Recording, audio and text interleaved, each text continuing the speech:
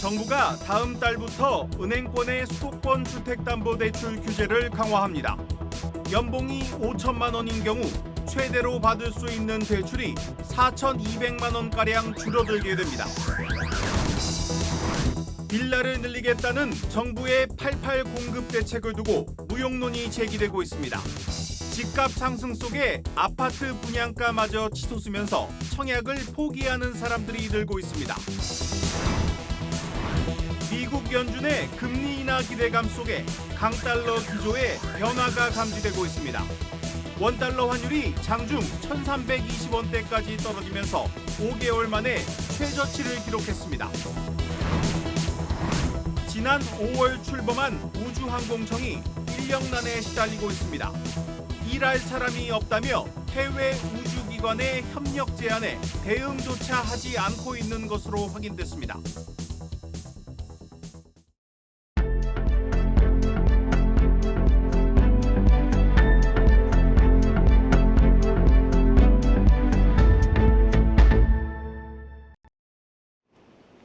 뉴스 플러스 시작합니다. 서울을 중심으로 수도권 집값 상승세가 꺾일 기미를 보이지 않자 정부가 수도권 핀셋 규제에 나섰습니다.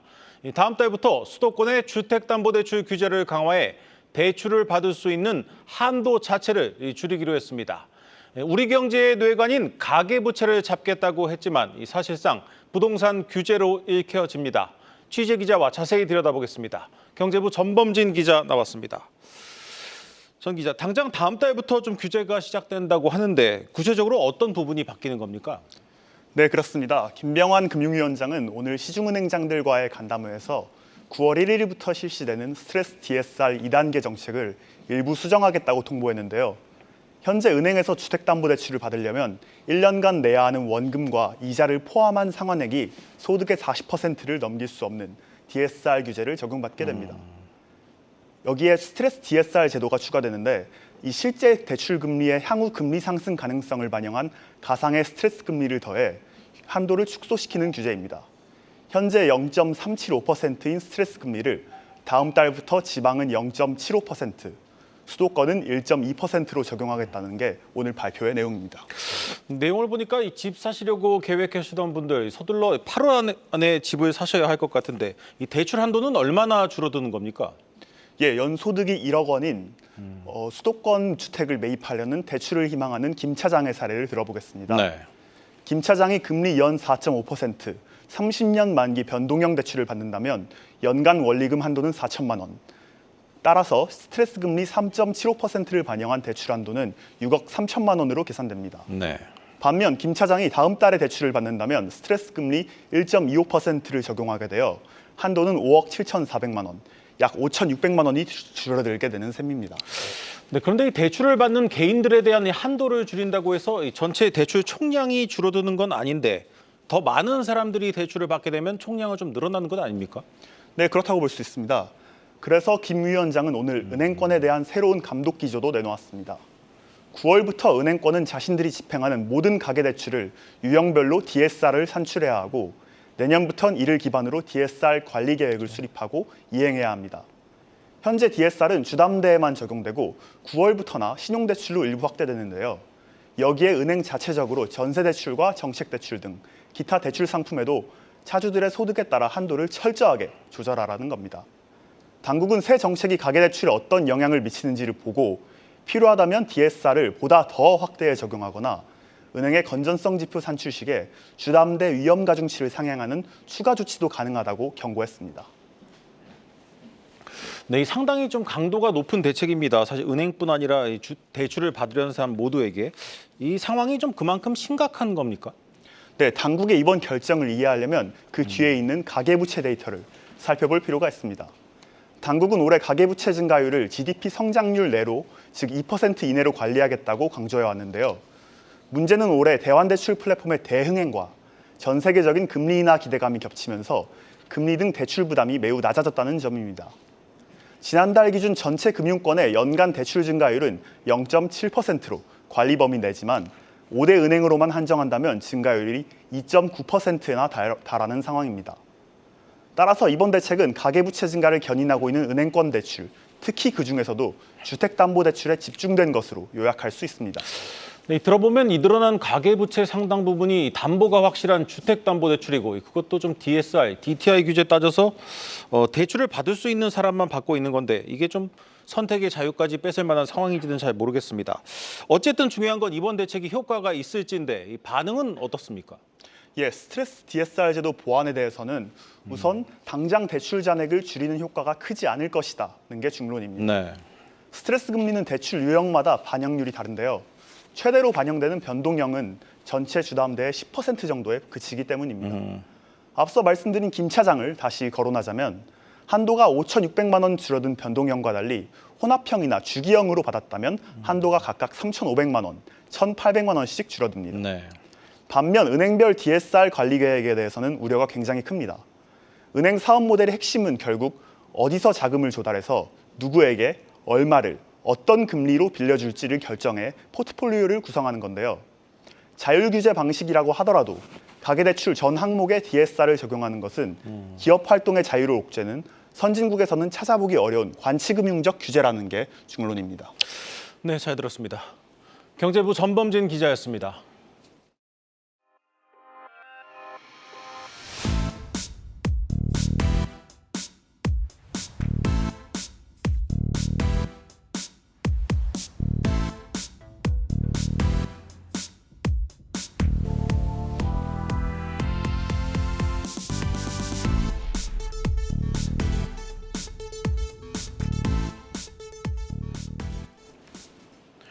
미국 연준의 기준금리 인하가 기대에서 확신으로 바뀌면서 공고하던 강달러 기조의 균열이 일어나고 있습니다. 곳곳에서 달러 포지션에 대한 대대적인 조정이 일어나고 있다는 분석이 나오고 있습니다. 오늘 원달러 환율 장중 1,320원대까지 떨어지면서 2022년 하반기 이후 굳어진 환율 1,300원 시대에 변화가 생길지도 모른다는 관측이 나오고 있습니다.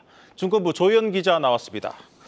조 기자, 먼저 오늘 원달러 환율 흐름부터 살펴볼까요? 네, 오늘 원달러 환율 1,331.8원에 개장해서 장중 한때 1,325원대까지 떨어졌습니다. 그러니까 장중 기준으로 3월 21일 이후, 그러니까 약 5개월 만에 최저치인데요. 네. 오후 들어서 소폭 반등하는 모습 보였지만 결국 전날보다 1.6원 떨어진 1,333.20원으로 마쳤습니다. 지난달 말까지만 해도 1,400원대를 눈앞에 두었던 원달러 환율은 최근 급격히 변동성이 커진 모습이죠. 20원 넘게 등락을 반복하는 롤러코스터 장세를 보이고 있습니다. 과거 우리 경제의 위기신으로 여겨졌던 환율 1,300원은 2022년 이후 좀 일상이 되면서 어떻게 보면 뉴 노멀로 굳어져 왔습니다. 그러다가 최근 미 연준의 금리 인하 사이클이 임박했다라는 소식과 함께 달러 가치가 하락했고 달러화 자산에 대한 포지션 정리가 이루어지면서 예상 밖의 급락세가 나타났다는 분석입니다. 전문가들은 달러화 약세라는 이 방향성이 하반기 또 연말까지 잡혀 있지만 원달러 환율이 1,300원 밑으로 내려가기는 조금 어려워 보인다 이렇게 봤고요. 그 이유는 안전자산 선호가 좀 자극이 되는 경우 원화에는 부정적이지 않습니까? 네. 그래서 완만한 하락세 속에서 1,300원, 1,320원대 또는 1,300원대 초반까지 좀 내려갈 수 있다 이렇게 보고 있습니다. 네, 일단 기세등등하던 이 강달러의 기세가 좀 한풀 수그러든 것은 같습니다. 이 급격한 변화는 아니라고 하더라도 네. 이 원화 강세로 좀 기조가 바뀐다면 이 투자자분들은 좀 대비를 하셔야 하지 않겠습니까? 그렇습니다. 그러니까 그간의 강달러에 베팅하는 상품에 투자하고 있으셨다면 포트폴리오 좀 점검하실 필요가 있겠습니다. 미국 달러 선물 지수 수익률을 추종하는 코덱스 미국 달러 선물 ETF를 보면 최근 4거래일 연속 내림세를 이어갔습니다. 특히 어제는 마이너스 1.75% 떨어졌는데요. 연초 이후 상승세를 이어오면서 52주 신고가도 거듭 경신했지만 최근 약세로 전환한 모습입니다. 그리고 또 최근에 개인들의 매수세가 쏠린 미 채권 ETF도 하락세를 보이고 있습니다. 그러니까 1년 미만의 미 단기채 수익률을 추종하는 타이거 미국 달러 단기 채권 액티브도 5일째 하락했는데 특히 어제는 2% 가깝게 떨어졌고요. 에이스 미국 30년 국채 액티브 역시 이틀 내리 하락하면서 역시 한 한 2% 떨어졌습니다. 금융감독원에서는 미 국채에 투자할 때 환율 변동으로 원화 기준 수익은 확정적이지 않을 수 있다는 점 유의하라면서 특히 한 방향으로 움직일 것을 전망하고 투자하는 레버리지 ETF의 경우 손실이 확대될 수 있다. 이렇게 경고했습니다. 네, 이 해외 주식형 ETF의 경우에는 이 환율 변동에 노출되는 상품도 있지 않습니까? 네. 뭐 환해지형, 환노출형 이렇게 상품에 따라서 이 수익률 차이도 날 텐데 이 부분도 좀 설명해 주시죠. 그렇습니다. 그러니까 그동안 달러 강세가 한 2년 정도 이어져 오면서 환 노출형 ETF의 수익률이 환 해지형을 웃돌았습니다. 상반기에 보면 한 2배에서 크게는 4배까지도 차이 나는 경우가 있었죠. 네. 그러니까 환 노출형 ETF는 말 그대로 환율 변동에 노출돼서 환율의 등락이 수익률에 더해지는 상품입니다. 그러니까 예를 들어서 S&P 500 지수를 추종하는 환 노출형 ETF에 투자했다면 S&P 500 기초자산 수익률의 환차익까지 반영되는 것입니다.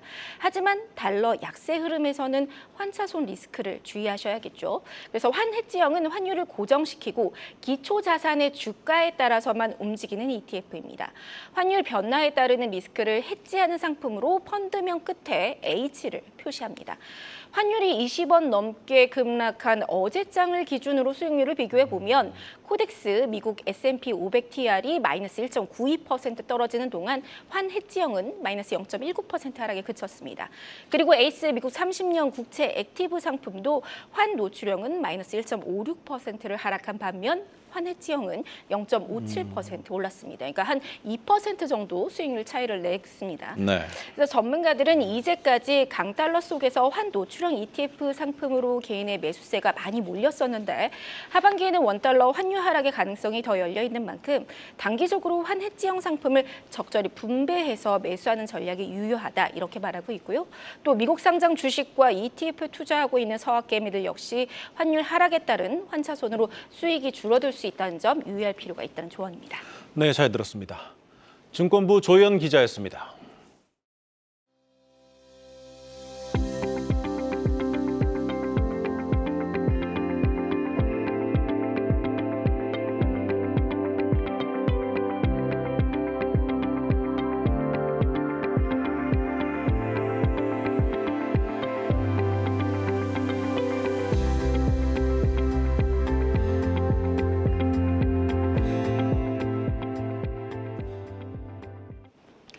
정부와 여당이 오늘 당정 협의를 열고 내년도 예산안의 대략적인 방향을 공개했습니다.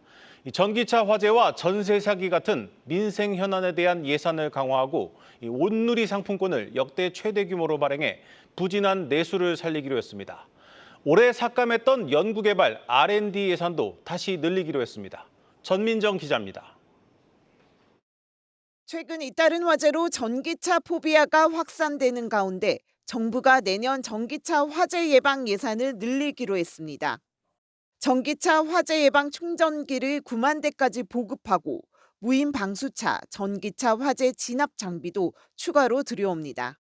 또 다른 민생 현안인 전세 사기와 관련해선 피해 주택 매입을 기존 5,000호에서 7,500호로 확대합니다.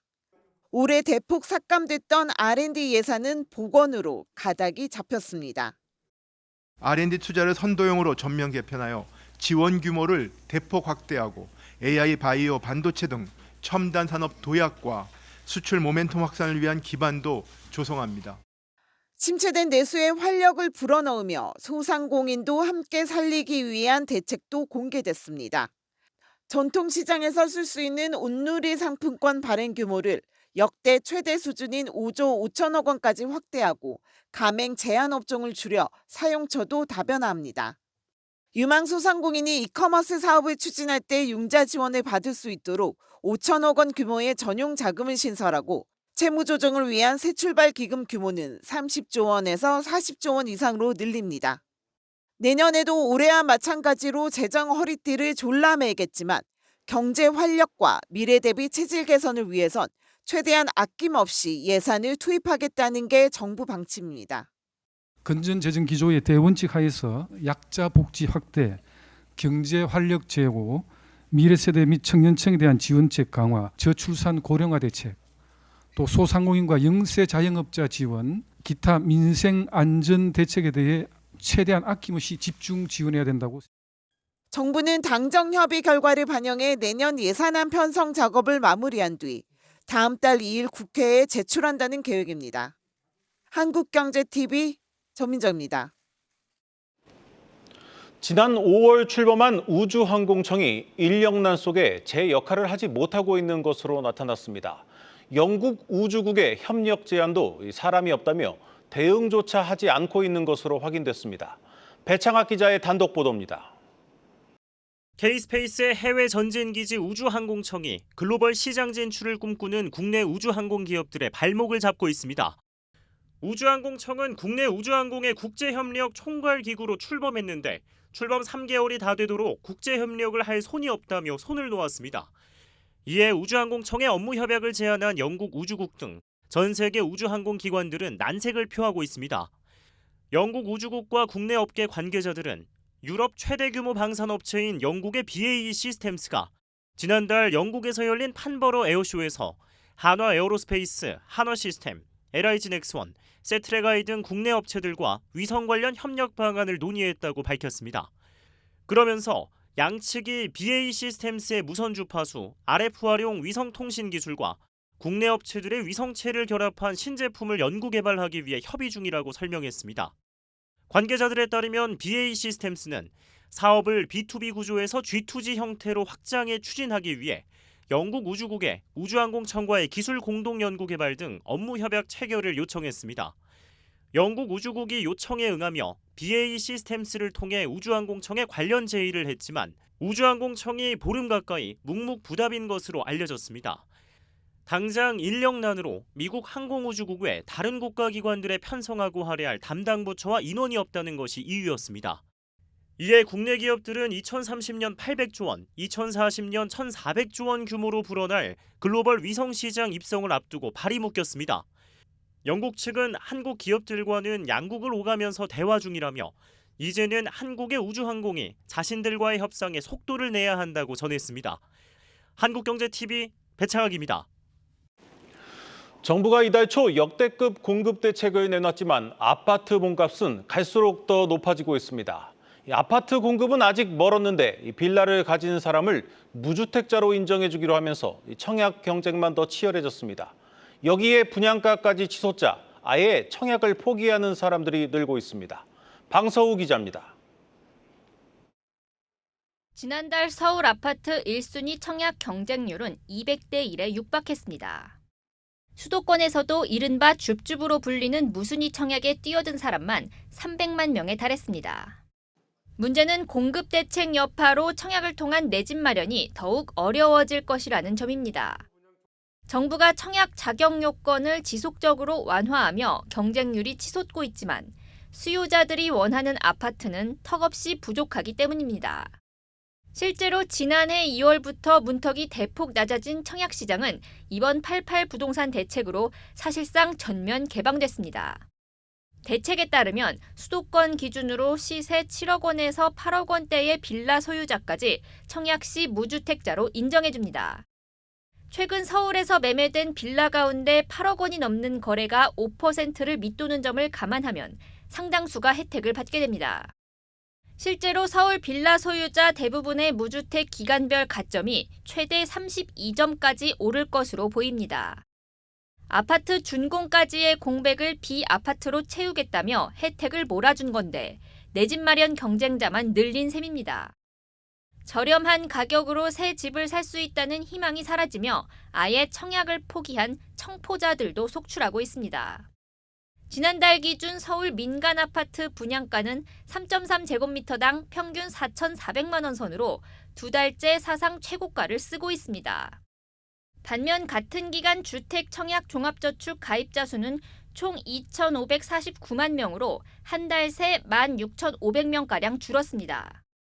특히 가입 기간과 예치금 등의 요건을 채워 실수요자로 분류되는 1순위 가입자가 5만 명 넘게 빠져나갔습니다. 과거에는 수도권과 지방 크게 구분하지 않고 신규 주택 공급에 대해서는 수분행자들이 분양을 받는 부분들에 대한 나름대로 유익이 있었거든요. 조금 더 시기가 지나면 조금 더 좋은 조건으로 내가 살 수 있지 않을까 이런 생각을 하게 되니까 지금 내 집 마련을 미루고. 정부는 이제야 청약 저축 금리를 높이고 청약제도 전반을 살펴본다는 입장이지만 이미 때는 늦었다는 지적입니다. 한국경제TV 방서호입니다.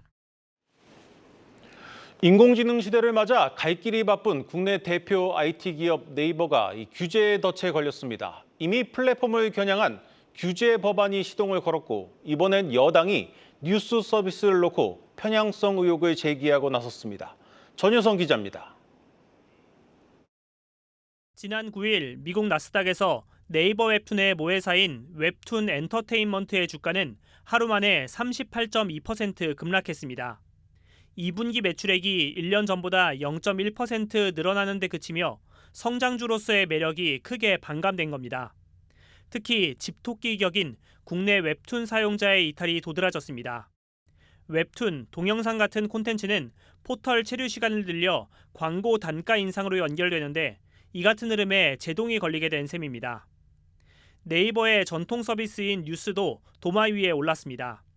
어제 국민의힘 포털 불공정 개혁 태스크포스 소속 의원들은 네이버 본사를 찾아 포털 뉴스의 편향성에 대해 따져 물었습니다. 가짜 뉴스와 편향적인 뉴스를 거르지 않고 노출시키고 있다는 주장입니다. 이들은 네이버가 제출할 소명 자료를 살펴보겠다는 입장이지만 다가올 정무위원회 국정감사에 경영진을 소환할 가능성도 열어두고 있다고 설명했습니다. 정무위는 공정거래, 금융 관련 부처를 소관하는 상임위인 만큼 뉴스 외에도 커머스와 핀테크 부문까지 다룰 공산이 높습니다.